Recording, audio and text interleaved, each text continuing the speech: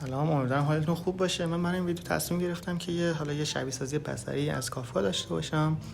یه همچین یو آی رو می‌خوایم بیاریم بالا با یه بک اندی. در واقع کافکا هم که صحبت کردیم قبلا. حالا جلوتر با یه سری تو دو لیست و تو دو کد رو کامل می‌کنیم که آخر سر هم به این برسیم و خب نتیجه نهایی هم می‌خوایم به این برسیم که هیچ پیامی که داره مخابره میشه از بین نمیره طبق این ارسال ها. حالا جلوتر ادامه میدیم و کد کامل میکنیم. خب حالا اول بریم داکر کامپوز رو کامل کنیم که حالا خب با ایمیج خود چیز، حالا با این سری تو دو لیست هم نوشتم ولی خب میبریم جلو دیگه. با نود آیدیمون خب باید یه دونه میخوایم نود داشته باشیم، ما همون یک رو میذاریم. برای رولشون هم میتونن بروکر باشن هم کنترلر که خب حالا من جفتش رو اینجا میذارم. برای لیسنرشون چون که خب خود داخل داکر داریم مشخص میکنیم، من برای چیز میخوام 92 رو استفاده کنم که گفتم 9092 برای کنترلرم میخوام از 9093 استفاده کنم. این پورتای خود داخل داکره ولی خب الان 9092 ولی خب الان ما مشکلی که داریم میخوایم از بیرون از لوکال هاست بهش درخواست بدیم. باید اینجا اضافه کنیم که لوکال هاستمون چون میخواد به داکر درخواست بده باید این مپ اطلاعی حالا ما اونجا لوکال هاست 9092 مشخص کرده بودیم ولی خب باید اینجا مپش کنیم دیگه. حالا من احتمالا این رو بزنم رو دور تون چون یه ذره توضیح دادن وسط تایپ هم سخته، شاید هم نداشتم. کنترلر اسم چیزمونه، اسم کنترلرمونه مشخص کردم. این برای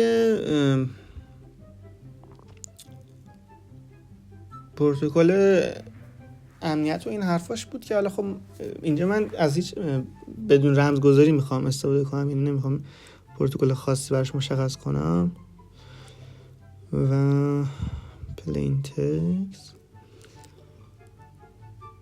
خب حالا اون ووتر هم چون حالا ما یه نود داریم، همون یه نود آیدی که داریم قرار رای گیری رو انجام بده، همون اینو می نویسیم. حالا هم دیگه ریپلیکیشن فاکتورها درباره این کاری که قرار در ریپلیکیشن انجام بده دیگه پر میکنم که من زودتر بریم قسمت بعدی. خب حالا بیایم اول کد کافکاشو بزنیم. همون تو لیست من جلو میرم. اول بیایم یه دونه ادمین رو بسازیم، ادمین کافکامون رو بسازیم. بعدش یه دونه تاپیک بسازیم که حالا 3 تا پارتیشن داشته باشه، یه ریپلیکیشن فاکتور یک آخر سر اگه مثلا به سرکش خوردیم ببندیمش دیگه. حالا ادمین رو بسازیم. کانست ادمین ساویه کافکا ادمین.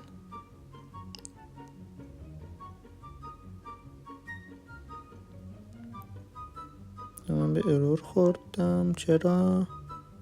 اینجا چیز گذاشتم. خب حالا بریم ترکشش هم بذاریم که ترای کچ رو، چون حالا تو چیز نوشته که فاینال با دیگه کچ نمی کنیم، مستقیم می نویسیم دیگه. یه دونه ادمین کانکت باید بسازیم که حالا خب این بر خود اون چیزای کافکاه. بعد یه دونه حالا میریم ماژول کرییت تاپیک رو اجرا میکنیم که حالا خب تاپیکمون رو بسازیم. میریم یه دیکشنری باید بهش پاس بدیم. خب wait for leader رو ترو کنیم که منتظر اون لیدر بمونه. بریم تاپیک رو بسازیم. اسمش رو میخوایم بدیم تاپیک بزرگ. چقدر سخت تایپ کردن. تاپیک موسیدی من فعال شد. تاپیک پارتیشناشم بذاریم 3 تا پارتیشن. فقط فکر کنم این توی باید چیز باشه.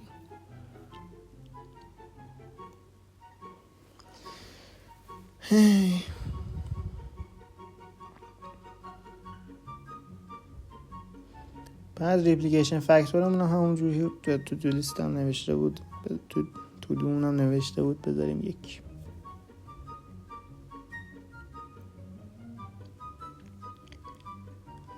چیزش هم بذاریم. خب بعد فاینالیمون این خب ترایش فاینالیمون رو بخوایم بنویسیم قرار شد خب ببندیمش دیگه. وقتی که چیز شد میایم فاینالی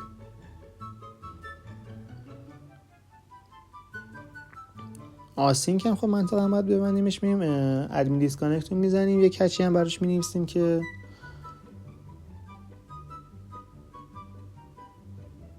کچه رو انجام بدم.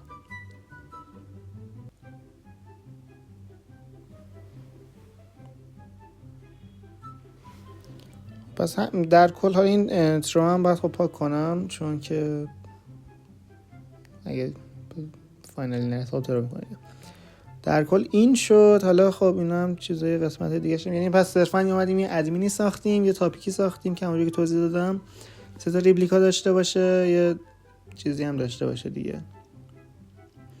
یه اون ادمین رو ساختم، کانکتش کردم، یه تاپیکی ساختم، اسم تاپیک رو گذاشتیم تاپیک با 3 تا پارتیشن با ریپلیکیشن فاکتور 1. یه فاینالی هم گذاشتیم که برای کچ نهاییش باشه.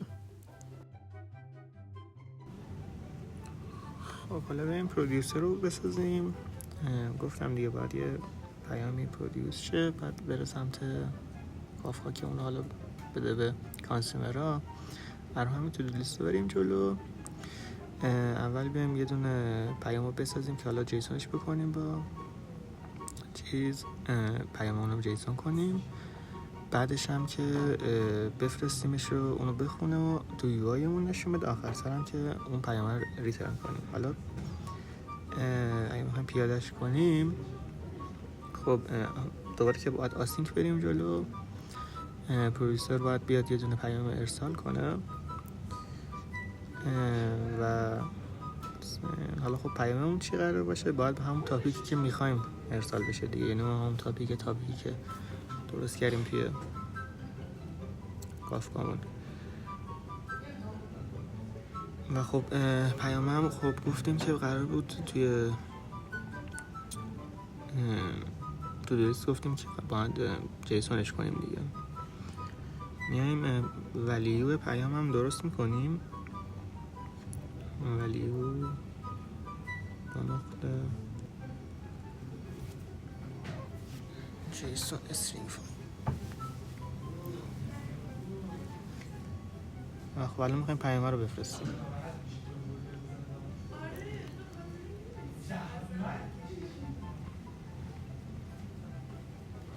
خب این از خود پیاممون. حالا خب قرار بود که یه لاگی هم بندازه دیگه. میگیم که وقتی که پیام تولید میشه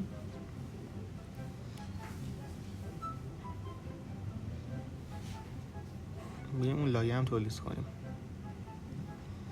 پس یعنی این که حالا اون با تایپ مسیج پرودیوس یه دیتایی درست کنیم. مسیج پرودیوس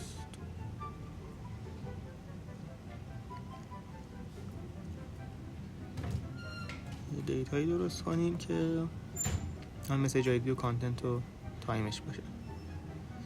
مسیج آیدی خب همون پکیج مسیج قرار بیاد دیگه.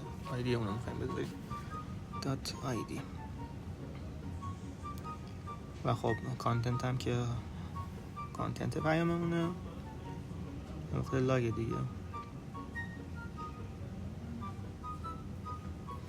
حالا یه تایم استمپی هم داشته باشیم که بتونیم لاگا رو مدیریت کنیم.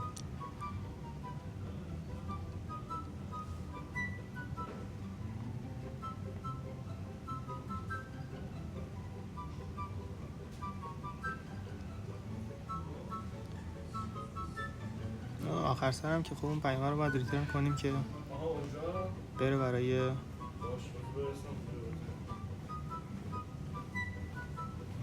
یو آی همون.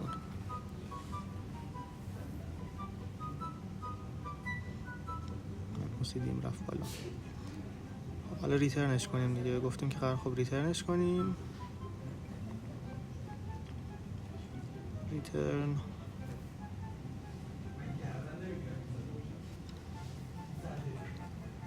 خب پروژیسور هم الان اینجا ساختیم.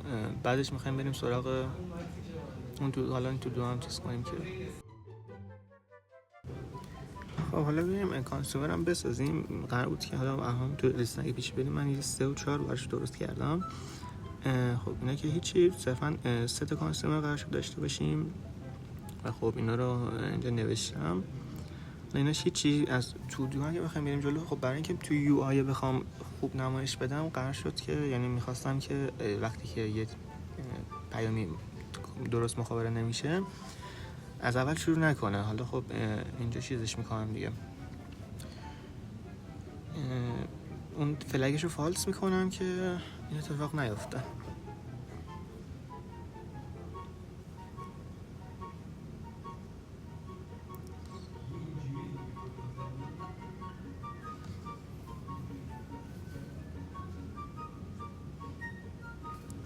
حالا این فلگ هم که خب چیز خاصی نداره، صرفا سینتکسشه.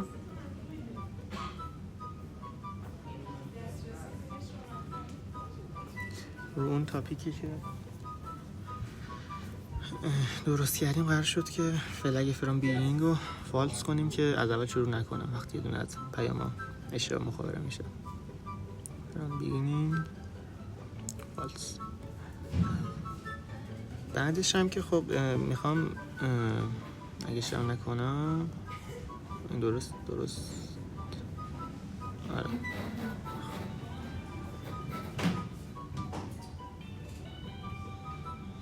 الان درست الان درست شد. خب حالا میخوام با یه دیلی مختلفی بره جلو، حالا 300 تا 700 بره جلو که این هم باید پیاده کنیم. این من فکر کنم یه پرانتزی جا به جا نه درست. حالا خب این هم اگه بخوایم پیاده کنیم کار خاصی نیاز نیست بکنیم، صرفا مثل قبلی حالا یه دونه پیام رو که هر سری که میفرستیم یه خب اینا جیسون میان، بعد استرینگشون کنیم حالا با یه دیلی دیگه. یه کانسیومری باید بسازیم، همون کانسیومر AOB و C و با همون ایندکس AOB و C و خب رانشون کنیم بعد اینکه ساخته شد.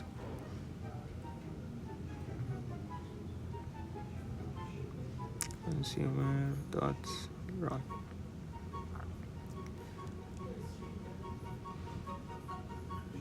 بعد حالا هر پیامی هم که میاد بفرستیمش سمت پارتیشن خودش.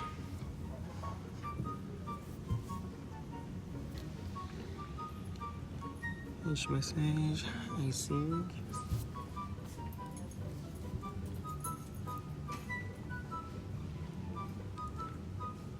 partition message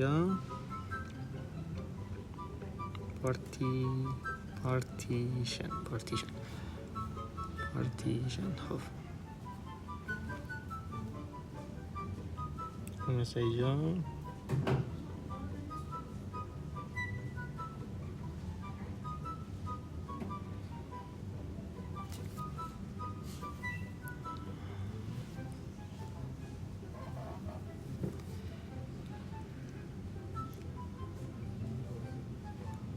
حالا با یه ترای کچی هم خب باید داشته باشه که اون پیام اگه اشتباه مخابره شد کچش کنیم ارور رو، و خب همون دیلی هم باید اینجا بذاریم دیگه. ارورش رو که بعدا می نویسم، بیاییم بگیم که خودمون پکیجر رو بسازیم.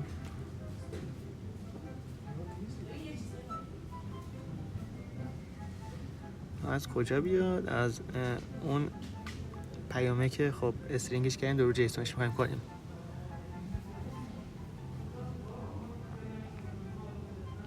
خب مسیج ولیوش هم میخوایم 100%.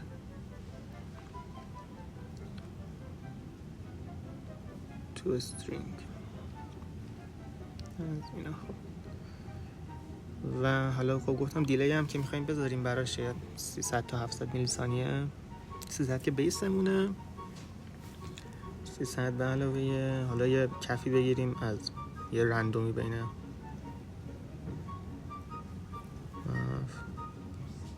دات فلور هاف رندوم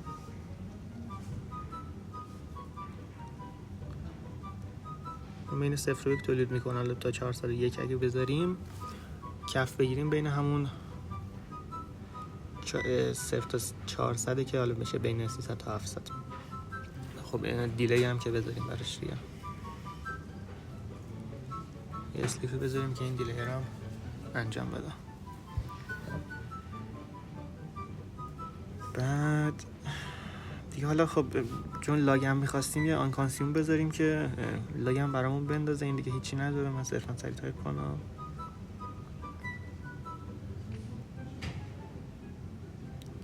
تایپش که همون مسیج کانسیومد باشه.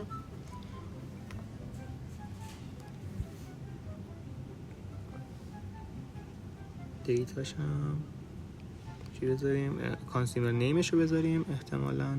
حالا مثلا کانسیومر نیمش رو بذاریم که حالا خب بدونیم از کدوم از این کانسیومر رو اومدن برداشتن پیام رو. نیمز مثلا کانسیومر A و B و C داشتیم دیگه. ایندکس مسیج آیدیش رو بذاریم.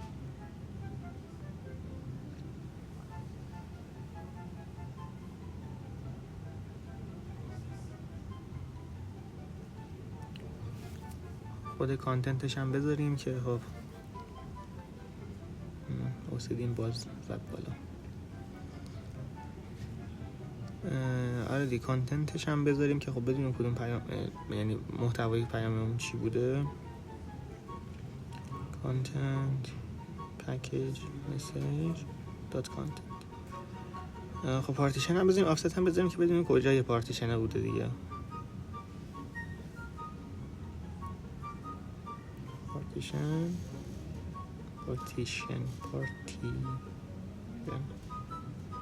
پارتیشن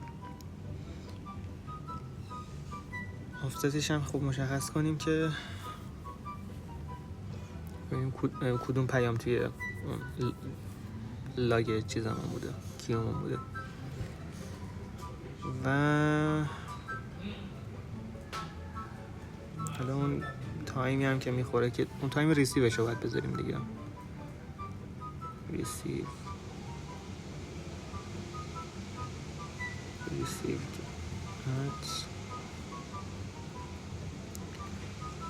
چون خب تایمر که نمیزنه خود اومد بسازیم از دیت استفاده کنیم. این استرینگش هم کنیم که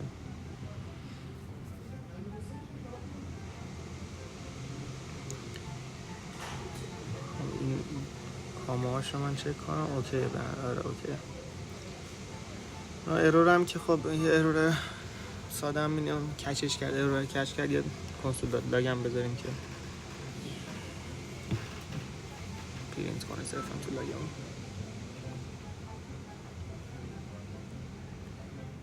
مثلا ارور مسیج هم مثلا میتونیم چیز کنیم. کانسیومر هم همین میشه. حالا این ترو هم پاک کنیم که مشکل نخوریم. کانسیومر هم همین میشه. حالا ما تو ادامه میریم تستش کنیم دیگه تو یو آی همون. خب حالا من گفتم یو آی هم زدم براش، فرانتی هم زدم، صرفا اونم بیاریم بالا یه تستی روش انجام بدیم. بیاریم اول داکر کامپوز بیاریم بالا. داکر کامپوز آپ داش بیلد میسیم بیاد بالا. خب بک اند هم خب میخوایم بیاریم بالا که پیام رو شروع کنیم مخابره کردن. cd بک اند npm run dev من دو تا دیگه باشم راندو بک‌اند هم اومد بالا، فرانت هم اگه بخوایم بریم بالا سعی کنیم فرانت اند npm راندو. خب حالا بریم ببینیم چی زدیم. اینور کارمو بکنیم. خب این فرانت اندمونه. حالا من فکر کنم تو اول ویدیو هم نشونش دادم، صرفا میتونیم دونه پیام رو بفرستیم که نشون بده هر پیام کجا میره، کدوم کانسیومر میاد اینو کانسیوم میکنه از طرف یک پرودیوسر. حالا خب 10 تا هم میتونیم بفرستیم.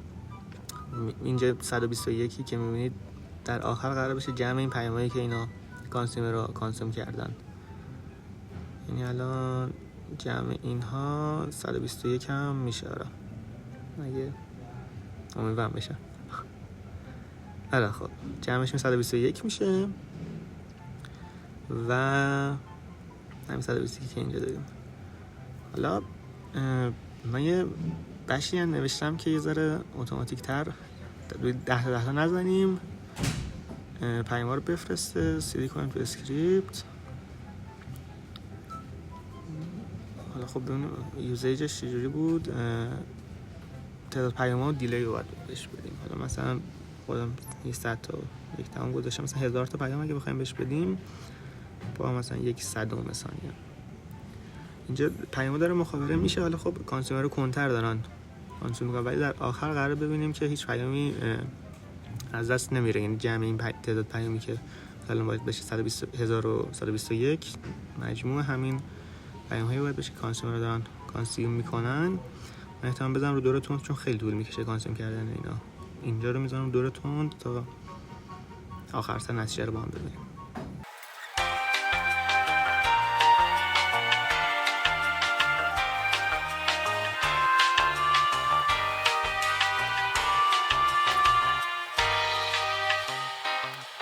خب آره دیگه جمع اینا الان که جمع بزنیم همون 1121 میشه.